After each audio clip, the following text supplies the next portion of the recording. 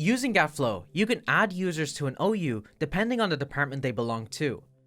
To add users to an OU, it's best to set a recurring workflow that will run according to the time set by the workflow creator. Every time the workflow runs, it will check the department conditions specified and then run the actions for the workflow. In the GAT Flow tool, navigate to the recurring workflow section. Now input the name of the workflow, and then choose when this workflow will run by selecting the cron type. I would like this workflow to run every day after midnight. Next, I'll choose my scope. By leaving a / symbol for OUs, this will select all the OUs in the domain. I'll also check recursive OU search.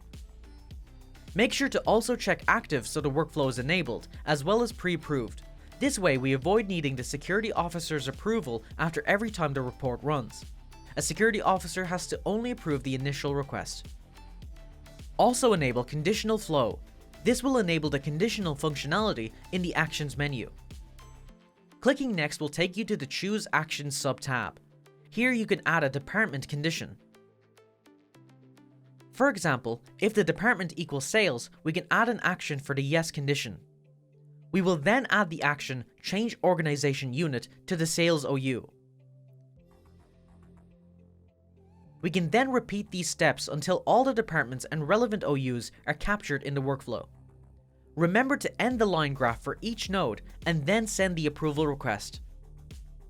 Once the workflow is approved, it will execute at the set time. To check the actions that have been executed, toggle the Results button next to the workflow.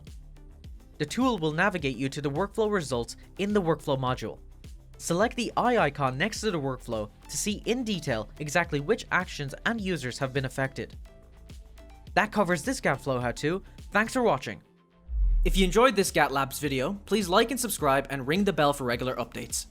You can also get a free 15-day trial of GAT Plus by following the link in the description.